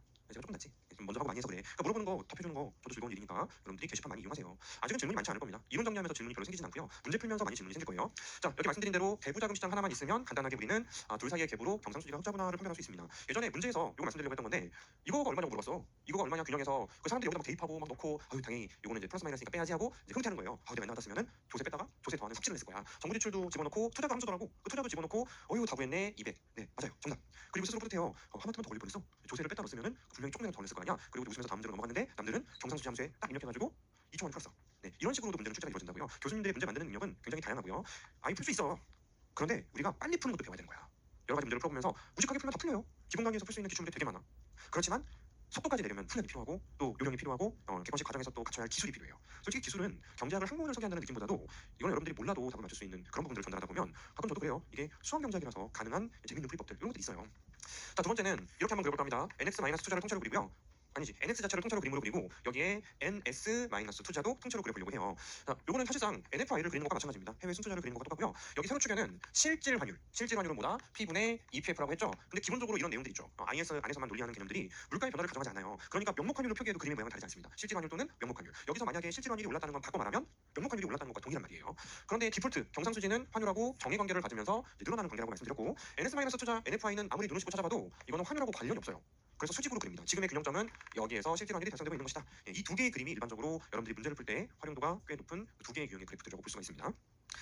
교재 사례는 좀 어려운 사례라서 공부할 때는 좀 나중으로 좀 밀어주세요. 해외 이자리 올라가는 사례인데 그거는 좀 나중으로 좀 밀어주시고 제가 쉬운 사례 하나 한번 소개시켜드릴 테니까 필기할 거 없어. 필기할 거 없고 저런 식으로 나중에 쓰는 거 훈련을 하겠구나 정도로만 보시면 되는데요. 아주 쉬운 거 볼게요. 정부가 정부 지출을 늘렸지 뭐예요. 외생적으로. 그럼 분명히 여기에서는 가만히 있는 그래프도 있고 움직이는 그래프도 있을 거예요. 해당 변수가 밖에 드러나 있는 그래프들이 움직일 예정입니다. 내셔널 세이빙에서 정부 지출 있어요. 있습니다. 그러니까 이게 올라가는 상황이면 전체 값이 어떻게 돼? 떨어지죠? 떨어지니까 우리가 비슷한 사례를 봤었어. 정부 지출이 증가할 때 고전압화 모형에서는 투자가 주고 소비도 줄어서 완전히 구축된다라고 했었죠. 여기서 정부 지출이 줄어드는 상황이 발생한다면 내셔널 세이빙 곡선이 일단은 좌측으로 이동하겠거니 판별하실 수가 있고요. 사실은 다른 틀까지 다녀오면 Y도 바뀔 수는 있다고 봐요. Y도 바뀔 수는 있는데 그냥 단순하게 그래프 쓰는 법, 이자율의 변화 방향 이런 것만 이제 판별하시면 되니까 내셔널 세이빙이 좌측으로 갔습니다. 그러면 둘 사이의 갭이 어떻게 된 거야? 여전히 양수이긴 한데 줄었죠. 경상수지는 악화되었다. 경상수지가 적자가 된 겁니까? 아니요, 그건 아니지. 흑자였다가 흑자폭이 줄었지. 악화되었다라고 표현합니다. 그러면 자본수지는 어떻게 됐겠어? 응? 자본수지. 자본수지는 어떻게 됐겠어요? 개선되는 거야, 개선. 근데 단기적으로도 그런가요? 아니 그건 아니에요. 그건 아니고 단기적으로는 그게 아니고 장기적으로, 사후적으로. 왜냐면 이것도 황금식은 아니거든. 황금식인 건 이거밖에 없어요. 나머지는 잠깐 커지고 작아지고 그런 관계야. 얘는 그대로인데 얘가 올라갔죠. 얘가 올라간 상황에서 나중에 경상수지가 악화되고 끝났겠어 하면 나중에는 같은 방향으로 가는 거예요. 자본수지와 경상수지를 합치면 0이야. 그게 국제수지예요. 국제수지가 0이 아니면 나가는 돈이 많거나 환율이 오르거나 들어오는 돈이 많거나 환율이 떨어지거나 분명히 같아지는 상태로 변동될 것입니다. 여기서는 어떻게 적용하면 될까? 정부 지출 뭐 똑같네. 내셔널 세이빙이 줄어드는 거죠? 줄어드는 거예요. 네, 이렇게 줄어든다고. 따라서 2점에서 2점으로 가면 돼요. 환율이 어떻게 돼? 환율이 떨어진다고. 환율이 떨어지면서 그래프를 따라서 경상수지가 악화된 거예요. 원래 흑자이긴 했는데 줄어들면서 악화된 거예요. 특히 이제 환율에 대한 변화 방향은 이 평면이 또 강력한 무기로 작동될 수 있기 때문에 우리가 국제수지항 등식하면 166페이지의 왼쪽 그래프와 오른쪽 그래프 이 두 개 가지고 대부분의 내용들을 점검을 하실 수 있게 됩니다. 167페이지의 팁박스나 2번은 지금 보신 내용은 아니에요. 여러분들이 헷갈려하는 부분을 제가 정정을 해두었지만 헷갈리려면 이제 모형이 좀 능숙해져야 되는데 지금은 능숙해지기 위한 과정이기 때문에 지금 보시지 않습니다. 두 번째 그림 역시 마찬가지로 Y에 대한 변화까지도 사실은 적용을 해줘야 되기 때문에 표현은 가능한데 당장 이것까지 실험하지는 않습니다. 168페이지로 넘어가시면 환율과 순수출과의 관계 요거 정리해 보도록 할게요. 환율이 오르면 경상수지는 어떻게 된다? 경상수지는 오른다. 네, 그게 디폴트예요. 그런데 환율과 경상수지가 항상 같은 방향으로 움직인다? 아니요, 그건 틀렸어요. 예를 들어서 우리 세로축에 명목 환율 잡고 여기 달러를 잡습니다. 그리고 여기는 외환에 대한 수요이고 외환에 대한 공급 이렇게 잡아봤거든요. 만약에 우리나라 신기술이 개발되었고 그 신기술로 인해서 우리나라의 투자가 외생적으로 증가했어. 또는 정부가 수출보조금을 쓸데없이 때리는 거예요. 쓸데없이 수출보조금을 때리는 바람에 우리나라 수출이 외생적으로 많아졌어. 그러면 환율이 어떻게 돼요? 어떤 그래프가 어디로 움직여? 달러를 많이 씁니까? 아니면 달러를 많이 벌어와요? 후자? 후자잖아요. 달러를 많이 벌어올 것이고 외환에 대한 공급이 많아지면서 환율은 내려가네. 경상수지가 개선되면 환율은 내려가는 거야. 그런데 그 환율이 내려가는 힘이 작동되는 동안에 경상수지가 악화되는 힘이 추가적으로 생기는 거예요. 환율 때문에 경상수지가 악화되는 건 그래프에 담지 않습니다. 그건 그래프 자체 이동이니까. 그러니까 결국 이런 루트를 가져요. 경상수지가 외생적으로 나아지면 환율이 떨어지면서 흥분했던 경상수지를 잠재우는 거예요. 그리고 그 환율 때문에 경상수지가 떨어지는 건 절대 그래프 자체가 움직이지 못하는 거지. 반대로 우리나라 경상수지가 악화되잖아요. 외국에서 우리나라 외국 소득이 감소하는 경우도 있을 거야. 외국의 소득이 감소해서 우리나라의 수출이 줄어들면 우리나라 경상수지가 악화되는 거죠. 그죠? 그럼 S곡선 좌측으로 가는 거 아닙니까? 환율이 오른다고. 근데 환율이 오르면 그 외국에서 소득이 나빠서 우리나라 수출이 줄기는 했지만 환율이 오르면서 가격 경쟁력이 그래도 좋아지면서 어느 정도는 회복한다는 거예요. 환율이 바뀌려면 고정환율 제도면 안 되죠. 변동환율 제도여야 하잖아요. 그러니까 환율이라는 것은 방파제 역할을 한다고 해요. 해외로부터 국내로부터 이렇게 경상수지가 악화되는 일이 생기면 개선시켜주고 반대로 또 개선되는 상황이 생기면 어느 정도 좀 잠자게 만들어주는 자동 안정화 장치 역할을 하게 됩니다. 자동 안정화 장치. 그러면 이제 우리가 그걸 보자는 거예요. 자, 어쨌든 외생적으로 무슨 일이 생길 수 있고요. 환율이 올라갔다 치자. 환율이 올라가는 상황이 발생한다면 이제 디폴트는 경상수지 개선입니다. 그런데 아닌 경우가 있고 또 고놈이 또 출제가 되기 때문에 우리가 정돈할 필요가 있는 것이고요. 환율이 오르면 결론은 경상수지 개선인데 우리나라의 경상수지는 이렇게 쪼갤 수가 있습니다. 수출 마이너스 수입, 수출 마이너스 수입으로 수식을 쪼갤 수가 있고요. 우리나라 수출이 원단이라 치면 IM이라는 것은 우리나라의 수출은 상대국의 수출이죠. 상대국의 수출을 우리는 우리나라의 수출하고 똑같이 취급을 할 수가 있습니다. 근데 여기서 X는요. 자국화폐 기준 얼마치에 해당하는 수량의 개념이에요. 얼마치에 해당하는 수량이야. 우리나라 100만 원, 뭐 해외에서는 10달러 얼마치라는 것을 의미하는 거예요. 정말 개수가 아니고요. 금액 단위 있긴 하지만 여기 지금 뭐 물가가 바뀌는 만에 전혀 고려하고 있지 않잖아요. 물가가 불변이라면 우리나라 100만 원어치 수출해서 해외에서 우리나라로 수출한 크기는 뭐 100달러야, 1000달러야 이렇게 그 수량을 의미하는 거야. 금액이지만. 근데 화폐 단위가 다르면 측정이 어렵잖아요. 그렇지? 그래서 여기에 원화, 여기는 달러이기 때문에 역시 환율을 곱해주면 화폐 단위가 맞아서 어떤 게 양수였는지 음수였는지 계속 비교할 수 있게 됩니다. 따라오셨죠? 그래서 우리는 x-2 곱하기 xf 그게 경상수지라는 것이고요. 첫 번째 환율이 오를 때 경상수지가 개선될 조건. 전제 조건은 있습니다. 단 기존의 nx는 0이었음을 가정하자 이거예요. 그러면 개선된다는 건 양수가 된다는 거고 악화된다는 건 음수가 된다는 거죠. 이게 0이 아니었으면 좀 헷갈릴 수 있어. 왜냐면 양수라면 개선됐다는 양수값이 커져야 된다 하니까 부호만으로 측정이 어려울 수도 있거든요. 따라서 기존의 경상수지가 0이고 환율이 올랐을 때 양수가 됐다는 것은 같은 방향으로 움직였다는 거잖아요. 요거 이 수식을 정돈해 보도록 하겠습니다. 우리나라 100만 원어치 오른쪽은 2 곱하기 xf 환율 곱하기 1000달러치. 그런데 이게 이쪽으로 넘길 수가 있지 않습니까? 양면을 EXF로 나눠주게 되면 2분의 1 곱하기 XF분의 X 그리고 나눈 것이기 때문에 이번에는 1이 남아요. 자, 지금 환율이 오르는 상황을 전제했고 환율이 상승하면 이 전체 값은 내려가게 되는 것입니다. 그런데 봐봐요. XF분의 X가 내려가면 이게 1보다 커지는 건 글렀어 이미. 그치? 이게 1보다 커지려면 이게 내려가는 것보다는 오른쪽에서 올라가는 힘이 더 커야 되는 거야. 직관적인 설명은 충분히 들었습니다. 환율이 올라가는 건 우리가 돈 벌 때 가격 단위에 불리함이 생기는 거예요. 마이너스 2 곱하기 X니까. 근데 그걸 어떻게 뛰어넘어야 돼? 물량 변화로. 그치? 물량 변화로. 봐봐요. 이거 오를 때 얘 오릅니다. 이거 오를 때 얘 떨어져요. 몇 번이나 봤지? 우리나라 수출 물량은 세계 시장에서 저렴해지기 때문에 많이 팔리는 거고 우리나라 수입 물량은 세계 시장에서 비싸지기 때문에 국내 시장에서 비싸지기 때문에 덜 팔리는 거라고. 그러면 이게 금액치지만 물량이기도 한다고 했잖아. 오른쪽 올라가고 내려가는 힘이 둘 다 끌어올리잖아요. 그럼 이렇게 한번 보자고. 안 바뀌었어. 환율이 올라가는 비율보다 우리나라 수출이 올라가는 비율이 크다면 되는 거예요. 개선되는 거야. 자, 우리나라 수출 물량이 안 바꿨다 쳐. 환율이 올라가는 비율보다 상대국의 수출 물량이 떨어지는 비율이 크면 또 만족된다 이거예요. 둘이 힘을 합치면 된다는 얘기네. 환율이 10% 올랐을 때 우리나라 수출 물량이 오르는 비율과 다른 나라의 수출 물량, 즉 우리 수입 물량이 떨어지는 비율의 절대값을 합쳤을 때 10%를 초과하면 된다 이거예요. 이 왼쪽에 의미하는 게 뭐냐면 이거는 가격 때문에 발생하는 경상수지 영향력, 가격 변화라고 일반적으로 표현을 하고요. 오른쪽의 변화는 수량 변화예요. 수량 변화. 가격의 변화보다 그로 인해서 수량의 변화가 더 큰 경제. 즉 가격에 민감한 재화를 주고받는 국가. 우리나라, 미국, 중국도 뭐 부정하고 싶지만 뭐 중국도 이제 중국 필수품도 많이 수출하고 수입해요. 하지만 중국고 이런 국가들은 환율이 오르면 중국 고정환율 제도예요. 환율이 오르면 경상수지는 개선된다 이겁니다. 환율이 떨어지면 경상수지는 악화되는 거겠지. 근데 저기 밑에 뭐 동남아시아에서 뭐 바나나 수출하고 수입해요. 콜롬비아에서 뭐 커피 수출하고 수입해. 걔네들은 아마 반대로 갈 수도 있을 것 같아요. 예. 주고받는 재화들이 필수적이면 가격이 바뀌어도 물량이 별로 안 바뀌거든. 네. 그래서 가격 변화보다 수량 변화가 커야 되고 지금 말씀드린 그대로입니다. 환율의 변화율분의 수출의 변화율 더하기 환율의 변화율분의 요거 상대국 수출의 변화율 얘는 이제 양수로 만들어주기 위해서 음수 달면 둘 다 10% 바뀔 때 7% 마이너스 6% 네, 음수로 바꾸면 6%가 될 거 아니야. 그게 환율의 변화율을 뛰어넘으면 경상수지는 개선되더라. 그래서 이걸 우리가 이제 기호화시키면 다음과 같이 표현할 수 있어요. 환율이 바뀌는 변화율분의 우리나라 수출 물량의 변화율. 환율 원가 달러요. 이거 변화율분의 상대국의 이제 수출 물량이 변화하는 거. 요거는 정의 관계로 마킹하면 양수가 되고요. 이거는 마이너스 관계로 마킹하면 양수가 됩니다. 이걸 우리가 뭐라고 부르냐면 수출 수요 탄력성. 수출 수요 탄력성. 이쪽을 우리는 수입 수요 탄력성. 수입 수요 탄력성. 어차피 둘 다 양수가 되었죠. 양수가 되었으니까 요거 두 개 합친 게 1보다 크면 돼요. 환율의 변화율을 뛰어넘는 만큼의 합쳐서 변화율이면 된다 이거야. 그래서 수입 수요 탄력성과 수출 수요 탄력성의 합이 1보다 커야 된다. 그러면 환율이 오를 때 경상수지는 개선될 것이다. 이를 우리가 뭐라고 부르냐면 마샬 러너의 조건이라고 부릅니다. 마샬 러너의 조건. 물론 평시에는 간단하게 쓸 거예요. 환율이 오르면 경상수지는 개선돼 하고 끝낼 거야. 평시에는.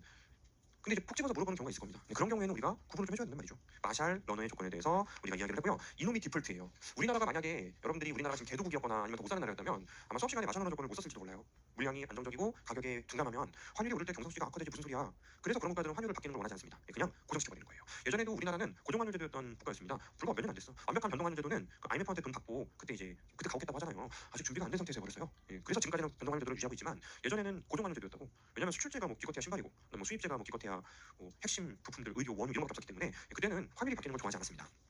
그런데 환율이 오를 때 경상수지가 악화되는 개념도 있습니다. 오른쪽 페이지 169페이지로 넘어가 볼게요. 169페이지 환율이 상승할 때 순수출이 증대되지 않을 가능성. 한번 보죠. 환율이 올라가면 우리나라 수출제는 달러 표시 기준으로 가격이 내려가게 됩니다. 그리고 우리나라의 수입제는 어때요? 우리나라 수입제는 원화 표시 기준으로 가격이 올라가게 되는 것입니다. 그게 이제 반응을 하는 거죠. 이게 반응해서 우리나라 수출 물량 있잖아요. 우리나라의 수출 물량은 증가할 수 있게 되는 것이고, 그다음에 상대국의 여기 수출은 우리나라의 수입 물량을 말하는 거죠. 우리나라의 수입, 자국의 수입, 상대의 수출은 감소하는 상황이 작동되는 것입니다. 그게 마샬러너 조건이 만족이 되려면 환율이 오르는 비율보다 요놈들 올라가는 비율의 절대값의 합이 커야 된다는 거고, 표현하면 좀 까다롭게도 이렇게 표현이 가능하다는 얘기입니다. 그런데 현실 경제에서는 여기에 어려움이 좀 있어요. 적어도 단기에는. 이름부터 말하자면 이제 제이커브라고 부르고 있는데 제이커브. 자, 저 그대로 한번 갖다 적어볼게요. 2분의 1 xf분의 x. 적어도 단기에는 반대의 방향이다. 왜냐면 여기 가격 변화 있잖아요. 이 가격 변화라는 건 즉시 발생하거든. 즉시. 환율에 민감하게 즉시 발생하는데 수량 변화는 안 그래요. 수량 변화는 이거는 서서히. 왜냐면 이미 계약이 좀 많이 이루어져서 그래. 자, 안 그렇고요. 가격이 빨리빨리 변화하는 것도 있습니다. 우리 뭐 알리익스프레스에서 뭐 물건 샀어. 환율 때문에 저렴하니 하고 늘어날 수 있는데 그게 뭐 얼마나 대단한 얘기겠어요. 우리나라 수출기업, 우리나라 수입기업들이 통째로 대량으로 물건을 사들이고 내보내고 그거는 보통 통상적으로 8개월에서 12개월에서 14개월까지 미리 계약에 의해서 체결이 되는 겁니다. 아이폰 우리나라에 신제품 들어오잖아요. 이미 1년 전부터 우리나라에 얼마큼 들어올 것이다를 국내에서 예측해서 수요조사해서 가격 물량을 이미 결정을 내려놨어요. 근데 아이폰이 그렇게 들어왔는데 뭔가 묘한 기류가 형성되면서 소비자들이 꺼려하는 거야. 뭐 그럴 수도 있잖아요. 약간 이미지가 나빠져서 그럴 수도 있는 거고, 아이폰 또 애플이 또 예전처럼 또 배터리로 장난했다 그래서 뭐 기분이 나빠져서 그럴 수도 있는 거고, 뭐 우리나라 소득이 좀 나빠져서 휴대폰을 안 바꾸더라고 그래서 신제품이 덜 나갈 수도 있는 거고, 그렇게 우리가 수입제를 덜 사면 우리 수입 물량이 바뀐 거야? 그건 아니거든. 이미 우리나라의 통신사들이 들고 들어올 때 이미 대금을 지급할 만큼 약속을 체결하고 들어온 것이기 때문에 적어도 이게 가격 바뀌어서 환율이 오르면 아이폰 비싸지는 거예요. 원화 기준으로. 그래서 안 팔릴지언정 이미 계약에 의해서 수개월 뒤까지 물량은 고정되어 있기 때문에 따라서 만약에 환율이 여기 경상수지가 적자거나 흑자일 수 있는데 영인 상태에서 쭉 지속되었다 쳐요. 영인 상태에서 쭉 지속되었다 치고 여기서 환율이 오르는 사건이 발생한다 하더라도 마샬러너 조건을 부정하는 건 아니야. 인정하는데 그게 시간이 걸리잖아. 적자인 구간 존재하다가 나중에 돼서야 이렇게 흑자인 구간으로 넘어서는 거야. 타당합니다. 충분히 타당하죠. 물량 변화가 쉽지 않아요. 우리나라 물건을 해외에서 직구를 하는지 모르겠어요. 하지만 우리나라는 꽤 많이 하지만 그렇다고 펑펑 하진 않아. 여러분들 아마존에서 막 물건 막 삽니까? 알리에서는 구매해보신 경험이 있으세요? 있으신 분도 있을 거예요. 통관번호 다 하나씩 갖고 계시죠? 네, 언제 무슨 대란이 뜰지 모르기 때문에 통관번호는 준비해 두는 겁니다. 네, 그것도 시간이 좀 걸리거든. 그래서 언제라도 주고받을 수 있는 여건을 마련해 둔 상태이지만 저 알리에서 물건 사거든요. 근데 알리에서 비싼 거 사면 바보야. 싼 거 사야 돼, 싼 거. 엄청 싼 거. 그래서 이건 도박이에요. 싼데 왔더니 물건이 별로야 해도 손해 보지 않을 정도의 그 정도의 금액 정도만 타격이 크지 않을 정도만 구매를 하게 되니 그까지 것들이 경상수지 물량을 바꿔봐야 얼마나 바뀌냐 이거죠. 결국 우리나라는 여기 계약에 의해서 수개월 뒤까지 고정되어 있는 물량을 주고받아야 되기 때문에 그러면 경상수지는 단기에는 적어도 적자가 되지 않을까? 그런데 그게 이제 1년 이렇게 쌓이면 다음번 계약에 영향을 미치기 때문에 나중에는 분명히 흑자가 될 것이다. 그 개도국이나 이런 나라는 뭐 이게 아니라 그냥 계속 적자고 그런 나라 얘기하는 게 아니고 마샬러너 조건이 만족되는 국가도 적어도 단기에는 적자가 잠깐은 실현될 수가 있다. 그래서 이름을 왜 이렇게 지었나 모르겠는데 제이커브 효과입니다. 제이커브 효과. 물론 환율이 떨어질 때는 반대가 될 거예요. 환율이 떨어질 때는 단기에 경상수지가 올라갔다가 나중에 떨어지는 그런 상황이 될 것이고요. 두 번째는 여기가 깨지는 경우도 있대요. 이게 또 오래 걸릴 수도 있다는 거야. 이게 미미한 환율이 바뀌면 가격으로 전달돼야 되는데 그게 느리고 미미할 수도 있습니다. 환율이 오르는 경우에 이제 서술법은 환율이 떨어질 때 반대로 서술되면 그만이고요. 우리나라 수출 기업 한번 생각해 볼게요. 수출 기업. 환율 오르면 달러 기준 가격을 내리는 것인데 환율이 오르면 내리고 환율이 떨어지면 올리고 가격 방어라는 전략이 있지 않습니까? 가격 방어. 그게 가격 방어를 못하면요 신제품이 나왔을 때 비쌀 때 안 사요. 가격 방어적인 측면에서 가격을 달러 기준으로 떨어뜨리지 않고 요 달러 가격을 유지하는 경우도 굉장히 많습니다. 그 다음에 수입 기업도 마찬가지예요. 수입 기업. 필수 의료기기라면 환율 따라서 올라가요 가격은. 하지만 우리나라의 수입자들은 산업내 무역이 많기 때문에 국내 기업들과 경쟁하고 있는 것들이 많고 그렇게 경쟁을 하다 보면 아무래도 이게 점유율을 떨어지는 걸 우려하는 경우도 많습니다. 시장 점유율 유지를 위해서 역시 또 원화 표시 가격을 유지하는 경우도 있다고 해요. 두 가지 이유 때문에 환율은 떨어져서 들어오는 돈은 실제로 달라졌지만 물량이 바뀌려면 이 가격의 변화가 있어야 되는데 그것마저도 바뀌지 않는 그런 상황도 존재할 수 있습니다.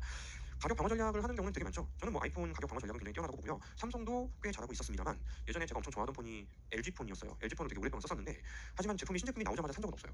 가격 방어 전략을 그렇게 못해. 조금만 기다리면 조바심을 내셨던 것 같아요. 그래서 가격이 자꾸 떨어져. 그래서 제 이제 한계 효용 받는 부분까지 기다렸다가 교체하면 그 세월이 가면서 성능도 좋아지고 내구성도 좋아지고 그러니까 좀 구매하고 쓰는데 불만이 없고 편리하고 천지인도 다 풀어가지고 그 키 자판도 그렇게 어렵게 생각되지 않고 뭐 그런 장점이 좀 있어가지고 이제 가격 방어를 하는 격으로 잘 안 썼었거든. 근데 뭐예요 LG 철수 괜찮아. 철수하기 몇 달 전에 그 롤러블 폰을 이렇게 시연을 했었어요. 나 그거 진짜 갖고 싶었거든. 나오면 살려고 했거든 진짜로. 이게 요즘 좀 광고 가끔 올라오는데 이미 몇 년 전 디스플레이는 뭐 어느 기업도 LG를 따라갈 수 없습니다. 거의 2년 3년 앞섰다고 하더라고요. 그다음에 화이트 가전들. 화이트 가전의 핵심은 모터예요. 근데 그 모터에 대한 성능이 S사나 뭐 다른 회사들에 비해서 2년 정도 항상 앞서 있다고 해요. 컴프레셔 이런 것들. 그래서 에어컨, 세탁기 이런 것들은 저 절대 관련자 아니에요. 예. 절대 관련자가 아니고 저 삼성 것도 갖고 있고 LG 것도 써요. 예, 그런 기술을 갖고 있는데 아쉬운 건 마케팅이 좀 어렵다고 해요. 그래서 이제 약간 딱하게 보여도 밑에서의 견해를 되게 존중하는 기업들도 많고, 근데 LG는 아니었다라는 평을 좀뭐 은퇴하시고 이러신 분들이 나중에 예를 들면 이래요. 신제품 LG 전화기 나왔어. 아니 뭐 전화기 나와봐요. 뭐 디자인이 뭐 거기서 거기지 이렇게 생겼어요. 그래서 이거를 디자인을 이제 고위층에게 컨펌을 받기 위해서 몇 단계를 거치잖아요. 몇 단계를 거치면 보통 이제 제일 위에서 무슨 얘기를 하냐면 막 보면서 역시 젊은 친구들 감각은 뛰어나, 너무 예쁘네. 그런데 LG 로고 어디 있어? 이러는 거야. LG 로고 어디 있어? 치면 안에 나옵니다. 안에 있는 거 봤어. 밖에 어디 있어? 넣겠습니다. 뒤에다 조그맣게 넣을까요? 무슨 소리야. 우리 폰이잖아. 요 앞에다가 대빵만하게 넣어. LG. 끝났어요. 그 화려했던 디자인은 사람들에게 외면받게 돼요. 그 초창기 폰들이 이런 게 진짜 많았다고 해요.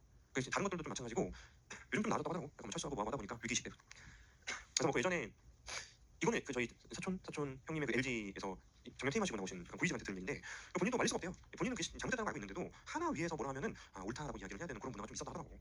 많이 좋아졌겠죠. 요즘에는 회식 문화도 많이 사라져서 회식 자체가 일단은 확실히 없습니다. 많이 줄었고 1차에서 끝낸다고 말씀드렸죠. 그 예전에는 1차는 소프트, 2차는 이제 맥주 끝나고 이제 소주 넘어가는 분위기에서 이제는 1차에 다 죽어야 되는 거야. 그래서 말아서 이제 소주 얼마, 맥주 이렇게 말아서 보안제인 시대가 되었어요. 완전 보안제에 가까워지고 있어. 그래서 그런 시대가 되면서 다들 좋아한대요. 왜냐면 그 위에서 별로 좋아하진 않거든. 밤 12시 1시까지 놀고 다음날 힘들게 퇴근하고 그런 거 별로 좋은 일은 아니잖아요. 내가 늦게까지 술 먹을 수 있지. 하지만 그건 정말 즐거울 때 즐거움에 못 이겨서 하는 것이지. 회사 일을 하고 쉬고 싶은데 12시 1시까지 술 먹는 거 좋아하는 사람 있어요. 있습니다만 대부분은 아니고 업무 능률도 떨어지고, 그래서 그 문화 자체가 많이 없어졌다 하더라고요. 자, 마지막으로 이걸 미미한 확률적 효과라고 하고요. 둘 다 단기에서 저놈이 반대 방향으로 움직일 가능성을 설명하는 거고요. 마지막으로 교두보 효과라는 개념이 있는데, 여기 중국, 여기 인도, 베트남 거기 진출하려고 교두보를 형성을 해놨거든요. 교두보를 형성을 해놨어요. 그런데 있죠, 만약에 환율이 오르잖아요. 환율이 오르면 거기 화폐 단위로 대금을 지불을 해줘야 되잖아. 임금 이런 것들을. 근데 환율이 오르면 원화 기준으로 더 지급을 해줘야 되는 거야. 뭐 달러 할게요. 이제 10달러 지불해주려면 10,000원이면 됐었거든. 환율이 오르면 10달러 받아야 되니까 12,000원, 13,000원, 15,000원이 될 수 있는 거예요. 환율이 오르면 내가 해외에 진출한 쪽에서 인건비가 생각보다 부담이 커지게 될 테니 일부는 물량을 거기에서 줄이고 일부는 국내에서 생산을 해볼까라는 생각이 들 수 있거든요. 근데 이미 공장이 다 나가 있는 거야. 국내에서 배터리 안 만들어. 그럼 국내에서 수출이 증가할 이유가 없어요. 그치? 근데 어디까지나 이 마찬가지 조건은 수출 물량이 증가해야지, 그래야지 뭔가 작동된다는 논리인 것인데, 이미 내가 해외 진출을 위해서 또는 직접 투자, 저렴한 인건비를 위해서 교두보를 마련을 해두었는데 이거 뭐 인건비 다시 돌아오기 좀 어렵잖아요. 그러니까 수출 쪽에 좀 타격이 있다는 거예요. 수출이 증가하는 게 옛날 같지 않더라. 우리나라 수출 물량에 분명히 타격이 존재한다. 수출 물량 증가하는 게 옛날 같지 않아요. 그게 교두보 이론이라고 해요. 교두보 효과라고 부르고 있습니다. 어쨌든 수출이 증가하면 국내에서 만들어야 되거든. 근데 국내에서 만들지 않고 이미 해외에 진출한 우리나라 같은 이제 여건상 수출 물량의 증가가 생각보다는 높지 않을 수 있다. 이렇게 우리가 환율과 순수출과의 관계에 대해서 한번 정리를 해봤죠. 환율과 순수출과의 관계. 어렵진 않죠. 나중에 문제 풀면서 그거 말하는 거구나 라고 캐치만 할 수 있으면 뭐 쉽게 풀리는 그런 내용들입니다. 170페이지 넘어가시면 ISLMPP 모형, 이거 진짜 중요하고 대단한 모형이에요. ISLMPP 모형은 뭐 출제 가능성으로 따지자면 타클래스에 속하는 내용입니다. 뭐 여지없이 올해도 한 문제 출제가 되었고요. 뭐 작년에도 나왔고, 작년에는 또 변형돼서 나왔어. 재작년에도 나왔나? 그렇죠.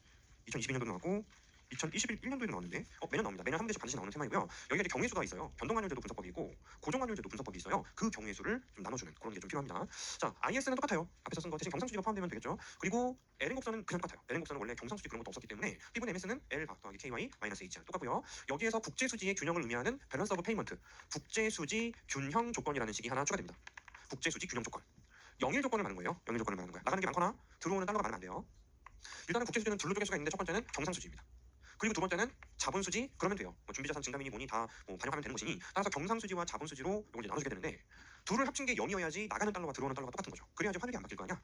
양자가 일치할 조건을 의미하는데요. 경상수지 쪽은 P분의 EPF 그리고 Y라는 국내 소득 변수, YF라는 해외 소득 변수, 이렇게 세 가지 정도로 심플하게 만들 수 있습니다. 물론 수식으로 쪼개면 이런 느낌이 될 거예요. 나중에 문제풀이용으로는 이런 생각이 중요하기 때문에 나중에 제가 다시 한번 객에서 정리해 드릴게요. NS 다 있어요. 외생적인 거. 그리고 P분의 EPF라는 변수에 대해서 알파라는 개수로 곱한 만큼 정의관계로 변할 것이고, 뭐야 이거? 왜 알파야? 응? 마샬 언어 조건. 마샬 언어 조건 디폴트고요. 우리나라 소득이 오르면 어떻게 돼? 수입이 많아지겠지. 경상수지 악화시켜요. 따라서 여기는 마이너스 베타의 Y 그런 거 있을 거고, 마지막으로 해외 소득이 증가하면 우리나라 수출이 많아지겠지. 네, 이런 느낌의 수식일 거예요. 이런 느낌의 수식이고, 요 세 개의 변수 말고 다른 이유로 경상수지 바뀔 수 있어. 우리나라 정부가 관세를 때렸다. 우리나라 정부가 수출 보조금을 때렸다. 그럼 외생적으로도 뭐 뭔가 느낌 오지 않아요? 뭐 그래프가 움직인다든지 원인이 될 수 있다 이거예요. 그래서 이런 식으로 나중에 객에서 제가 문제 풀 때는 이런 눈으로 바라보는 게 더 좋아. 그때는 수식을 늘어드리겠지만 정의 관계, 왜 마샬 언어, 마이너스 관계, 수입이 늘어나니까 이거는 정의 관계. 우리나라 수출이 늘어나니까 라는 방향으로 일단 기본적인 경상수지의 변수들을 세 개를 정리를 해보았습니다. 이해하셨어요? 복습하시면서 내가 저 가로 안에 변수 3개인 걸 읽어내기가 어려울 것 같아. 적어두세요 그러면. 나중에 정리 다시 해드릴 거지만 저런 느낌이기 때문에 제가 변수를 플러스 마이너스 잡은 것이다 라고 기억해 주시면 되겠고요. 오른쪽에 자본수지에 영향을 주는 건 되게 심플하게 해요. R 마이너스 R F 그러면 돼. 다만 기본적인 ISL의 모형에서 그랬듯이 여기서도 마찬가지로 명목 이자율과 실질 이자율을 구분하지 않습니다. 하이 익스펙테이션은 0인 거야. 아니 하이가 0이에요. 물가도 안 바뀌어. 단기 모형이에요. 단기 모형. 그러면 이건 교재처럼 대문자 R이 아니라 소문자 R로 적어도 우리가 구분이 충분히 되시겠죠? 요 정도에서 닫아버립시다. 그래서 이 모형의 가정이 그것 때문에 새로운 모형이 생기기 시작하는데, 환율 익스펙테이션과 환율은 항상 일치한다고 가정한다. 그리고 필요하면 넣을 거예요. 필요하면 여기 마이너스 RP 넣으면 되잖아. 그지? 그래서 일단 또 기본 모형에서는 기본 모형은 RP도 0이라고 가정해보자. 리스크 프리미엄도 0이라고 가정을 해보자는 거예요. 이렇게 둘을 가정한 BP 곡선도 YR 평면의 그림으로 그려내야지 우리가 써먹습니다. YR 평면도 그림으로 그려내보죠. IS 곡선은 케인즈의 다이어그램이 있지. L은 곡선은 또 화폐시장 평면이 있죠. 예, 그런 평면으로부터도 유도를 할 수 있었지만 여기는 직접 할 계획입니다. 한 점이 BP는 0이다라고 가정을 해요. BP가 0이라고 이 점을 가정하고요. 오른쪽으로 먼저 할게요. Y가 만약에 늘어나는 상황이 생기면 이 점에서는 BP가 어떻게 되겠어? 음수가 되겠어? 양수가 되겠어? 음수가 되겠죠. Y가 많아지면 우리나라의 수입 물량이 증가하기 때문에 수입 물량의 증가는 우리나라의 경상수지 악화로서 음수인 상태로 만들어질 것입니다. 그러면 여기 내생변수 두 개 가지고만 따져야 되잖아요. 반대편 이자율은 올라가야 돼? 떨어져야 돼? 올라가야 됩니다. 정의 문제이기 때문이죠. 따라서 올라가야 되니까 BP 곡선은 기본적으로 우상향하는 형태가 된다고 합니다. 그런데 자본의 이동성이 꽤 제한적이에요. 그러면 많이 올라가야 돼. 자본에 대한 이동성 자체, 즉 우리 증권 거래하는 그 사람들의 인식 자체가 실제로는 좀 메말라 있는 편이야. 정부의 규제도 좀 강하고. 아 그래? 그러면 이거보다 더 많이 올라가면 되지. BP 곡선이 가파른 경우도 존재합니다. BP 곡선이 가파른 경우도 존재해요. 이 둘을 구분하자면 한글로 이렇게 표현해요. 이거는 완벽하진 않고요. 자본 이동성이 상당히 자유롭다. BP가 가파른 경우는 뭐 나가는 거를 아예 막는 건 아니야. 완전 통제는 아닌데 상당히 통제력이 강한 그런 국가란 말이에요. 자본의 이동이 상당히 통제되어 있는 경우. BP가 Y가 바뀔 때 수입이 늘어요. 음수가 되잖아. 이자율의 상승으로 양수로 만들어야 되는데 자본의 이동이 그래도 비교적 쉬운 국가들은 이자율 조금 올라가면 돼. 근데 상당히 통제되어 있는 국가는 많이 올라가야 돼. 따라서 양자 때문에 완만할 수도 있고 가파를 수도 있는 것입니다. 그럼 자본의 완전 통제가 일어나고 있다면 이게 없는 거예요. 아예. Y가 바뀌면 끝이야. 그냥 Y가 얼마가 아니면 절대 밸런스가 맞춰질 수가 없습니다. 100% 경상수지만 존재하는 거예요. 이건 자본의 이동성에 대해서 완전 통제를 가정하는 거예요. 마지막으로 우리 시험에 가장 많이 나오는 중요한 형태는 수평인 형태입니다. 아까 대부자금 시장에서 말씀드린 것처럼 완벽한 자본의 이동성, 우리나라 이자율이 세계 이자율과 다르면 안 돼. 어떤 국가에서? 떼가는 국가에서 소국. 따라서 BP 곡선이 수평인 게 우리 시험에 95%를 차지하는 유형이고요. 자, BP가 수평인 게 우리 시험에서 가장 중요하고요. 완벽한 자본의 이동성이라고 표현합니다. 완벽한 자본의 이동성. 현실 설명력은 좀 떨어지긴 하죠. 왜냐면 보통 사람들은 자국화폐에 대해서 편향성이 있어요. 사람들이 미국 주식이 좀 좋아도 이왕이면 우리나라 주식을 사지. 그치? 주식 처음 하는 사람들도 우리나라 거부터 먼저 살펴봐요. 미국은 내가 자는 사이에 자꾸 일이 터져. 그치? 그 자국 미국에 좀 약간 도전적인 투자를 했어. 자고 일어났더니 전화가 막 100통이 와 있는 거야. 무음으로 해놨지. 방해 금지 모드로 잤단 말이야. 그 들어가 봤더니 너 그 주식 처분했어라는 주식이 뜬 거, 문자가 뜬 거예요. 무슨 주식? 내 거? 들어가 봤더니 나 빼고 외국인들은 다 팔았어. 망했죠? 네, 이런 일도 가능하고 정보 자체도 얻기가 쉽지 않고 이왕이면 자국화폐 거를 우선적으로 선호하고요. 외국 주식하는 사람들의 대부분은 장기적인 관점으로 해요. 단기적으로 치고 빠지는 거 외국 거 잘 어려워. 전문가들이나 그렇게 하지. 그래서 완벽한 자본의 이동성은 현실에서는 목적이 좀 어렵다고 해요. 국내 뭐 해외 이자율이 높다고 막 돈이 우르르 빠져나가고 그렇지 않아. 외국인들이 우리나라 들어올 때도 뭐 삼성을 많이 샀네 그러지. AK 포홀딩스 주식 샀다는 얘기 들어본 적이 없잖아. 네, 당연히 그건 들어본 적이 없을 거고요. 그래서 안정적인 주식을 사니까 아무리 법적으로 제도적으로 완벽해도 많이 잘 쳐줘도 요 정도 수준이 현실이에요. 북한은 수직이고, 그지? 우리나라는 어떤 국가도 수평인 국가는 없는데 보통 이제 편의상 문제에서 많이 가져갑니다. 여러분들 문제 쉽게 만들어주기 위해서인 거예요. 편의상 BP 수평을 주로 가져간다. 편의상 그래요. 그러면 BP가 수평이잖아. 이 둘이 다르면 안 돼요. 이까지 거는 살짝 양수가 음수건 신경도 안 쓰는 거야. 아주 작은 힘이니까. 뭐 이게 같으면 0이겠죠? 그럼 얘도 0이어야 되는 거잖아. 네, 그래 보이는데 이게 같아서 0이라도 이쪽에서 뭐 플러스 50, 마이너스 50 그런 거 신경 안 써. 그러니까 이것도 성립되는 거야. 이자율이 그 해외 이자가 똑같은데도 경상수지는 개선되냐 악화되냐 물을 수 있어. 네, 가능해요. 실제로도 우리 기출의 선제로 하나 포함되었고 그래서 뭐 말씀드린 것처럼 영화 뭐가 되었건 BP가 수평이 가장 많이 출제가 됩니다. 근데 경제의 일시적인 균형을 결정하는 건 어디까지나 이 두 놈이에요. ISLM의 교점이 왼쪽 위에서 형성되어 있는데 이 상태는 국제수지가 과연 흑자일 것인가 적자일 것인가? 어떻게 하면 돼? 이거는 국제수지가 흑자일 것인가 적자일 것인가?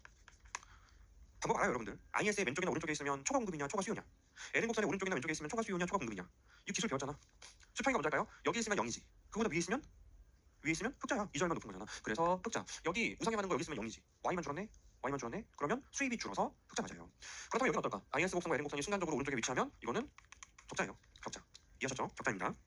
이렇게 BP 곡선을 등장시켜서 내용을 전개해 볼 예정입니다. BP 곡선을 등장시켜서 우리가 모형을 확장해서 전개해 나갈 예정이고요. 171페이지를 봐주시면 BP 곡선의 외생적인 이동 먼저 말씀드리고요. 우상향하는 걸로 하지. 여러분들이 능력이 있어. 내가 믿어요 여러분들. YR 평면에서 하여튼 요놈 맞아요. 아무거나 잡아놓으면 나머지도 비슷하기 때문인데요. BP 곡선이 외생적으로 위치 바뀔 수 있습니까? 어떠한 이유로? Y하고 R 말고 다른 변수들의 외생적인 충격으로 그래프는 이동이 가능합니다. 얼마든지. 그지? 뭐가 있을까? 하여튼 얘 둘 말고 다른 이유면 돼요. YF의 증가 좋네. YF의 증가. 해외 소득이 증가하면 경상수지가 좋아지죠. 그러면 기존의 Y와 R 조합으로는 도무지 균형을 이룰 수가 없을 겁니다. 그러면 새로운 Y와 R 조합이 필요하죠. 새로운 Y와 R 조합이 필요하지. 그러면 이제 앞에서부터 우리가 해왔던 그대로 갑시다. Y가 늘어야 돼요, 줄어야 돼요? 응? 커진 걸 줄이려면 커져야 돼. 커져야 된다고. 마이너스 때문에 헷갈리세요? 이거 해야죠. 이거 정의 관계니까. 자, Y가 옛날 Y인데 양수가 됐어. 다시 0으로 만들려면 R이 작아져야 돼. 그렇지? 하방이동, 우측이동, 하방이동, 우측이동. 따라서 그래프는 하방이동 그리고 우측 이동하게 됩니다. 하나 더 볼까요? 물론 아까 환율 많이 나올 거니까 명목 환율이 떨어졌어. 명목 환율이 떨어지면 경상수지가 악화가 될 겁니다. 그러면 전체값이 음수가 되겠는데, 그지? 음수가 돼. 그럼 뭐 양수적으로 하죠. 뭐 플러스적으로 하지. y 때문에 틀리실 수도 있으니까 y가 옛날 y라면 이 자율이 옛날 y면 돼요. 이 자율이 옛날 y보다 커져야 되지. 상방 이동하게 됩니다. BP 곡선은 상방 이동하게 돼요. 근데 BP가 수평일 때는 어떨까? BP가 수평일 땐 우리 유동성 함정에서 비슷한 이야기 했었는데 BP가 수평일 때 경상수지가 악화됐어요. 경상수지가 악화됐어. 그러면 방금 배운 것처럼 이 자율이 상방으로 올라가야 된다. 그건 틀린 게 아니에요. 틀린 게 아닌데 자본의 이동성이 완벽하면 KA도 이런 느낌인 거야. 무한대 곱하기 R-RF. 자본의 이동성이 완벽하다며. 이 자율이 오르면 난리 나는 거예요. 조금 불균형 생긴 거 가지고 이 자율이 올 수가 있겠어? 못 오르지. 여기가 무한대면요. 오른다는 맞지만 사실상 불변이다도 맞아요. 위로 올라가지 않습니다. 오히려 왼쪽으로 간다는 표현이 나올지도 모르겠는데 수평일 때는 이딴 거 신경 안 써도 된다고 했지, 그지? 요 놈 가지고만 판별하면 된다고 했잖아요. 그래서 완벽한 자본의 이동성일 때는 이 BP가 바뀌려면 유일하게 요 놈 바뀌는 수밖에 없잖아요. 이거 아니면은 그래프가 위아래로 움직일 수가 없어서 교수님들이 출제하실 때는 쉽다라고 생각하시는 것 같아요. 편하다. 근데 우리들이 공교롭게도 BP 수평인 것만 생각하다 보면 안 움직인다고 생각해버린다. 오른쪽 왼쪽으로 움직이는 건데도 안 보이는 거 보는데도 안 움직인다로만 생각하다 보면 정말 가끔 나오거든요. 우상향 하는 형태가 안 움직여요, 여러분들. 그래서 틀려. 위아래로 가는데 무한대가 곱해져 있으니까 미미하다. 얘기했잖아요. 저기 유동성 함정에서 여기 H가 무한대니까 위아래로 움직일 수가 없다고 했잖아. 오른쪽 왼쪽으로는 갈 수 있어도 그거랑 똑같은 개념이에요. 따라서 완벽한 자본의 이동성만큼은 그냥 해외 이절 거기에서 수평인 형태로 판별하시면 충분하다는 것이고 우상향한다면 우리가 지금까지 해왔던 작업의 연장선으로 그래프를 이동시키시면 됩니다. 새로운 모형이 나와도 전부 이런 방식으로 해결 가능해요. 그래프의 이동이라는 건 다 똑같습니다. 다 거기서 거기에요. 자 이렇게 보셨고요. 경상수지가 악화될 때 왼쪽으로 간다 했지, 그지? 그럼 경상수지가 개선될 때 오른쪽으로 간다는 거 아니에요, 그지? 근데 해외 이자율이 바뀌면 이게 RF가 IS 곡선에 있었던가? 변수에 있었던가? 없죠. RF가 바뀌면 BP만 움직이는 거예요. 그런데 환율이 바뀌면 경상수지는 IS도 있잖아. 경상수지가 개선되면 IS가 어디로 움직이죠? 오른쪽으로 움직이죠. 총지출이 증가하면 오른쪽으로 움직이죠. 그럼 얘도 뭐야? 경상수지가 개선되면 하방 이동해야 되니까 하방 우측 이동. IS 곡선도 우측 이동. 둘 수평 이동폭은 반드시 BP 곡선이 더 길어요. 무조건. 이거는 외우자. 해설이 돼 있긴 해요. 해설이 돼 있긴 하고 자습에 욕심이 난다면 뭐 해도 제가 말릴 수는 없습니다만 그 효율성을 생각한다면 이 포인트는 제가 기본 강의 기준으로는 암기를 시켜드리는 게 맞다고 생각해요. 객관식은 좀 더 빠른 속도로 전달할 수 있는 여러분들의 베이스를 고려해서 좀 더 말씀드릴 수 있는 포인트가 있겠지만 지금으로서는 그냥 암기를 부탁드리는 게 베스트예요. 따라서 경상수지가 외생적으로 바뀌는 사례는 BP 곡선과 IS 곡선을 둘 다 오른쪽으로 같은 방향으로 보내더라. 그런데 IS 곡선의 이동폭보다 BP 곡선의 수평 이동폭이 무조건 더 커요. 얼마나 더 큰지는 따져봐야 되는 문제이지만 어떠한 구조를 갖더라도 BP 곡선이 무조건 더 멀리 가요. 설명드려도 까먹더라고. 그러니까 교재의 내용은 담아두었으니 읽어보려면 읽어봐. 근데 그 교재도 이해 안 가면 넘어가도 좋고요. 이해 가더라도 까먹을 거니까 결론만 기억해 주시면 되겠습니다. 그래서 제가 여기다가 이렇게 유치하게 또 작업을 하잖아. 이렇게 보풀하기. 같은 충격으로 오른쪽 왼쪽으로 갈 때 보풀하기가 좀 더 멀리 날아가지 않습니까? 그래서 BP가 더 수평 이동폭이 크다. 왼쪽으로 갈 때도 BP가 더 멀리 이동합니다. 네. 자 이렇게 ISLM BP라는 모형을 이제부터 배워나갈 예정이고요. 쉬었다가 이어서 나머지 내용들을 보도록 하죠.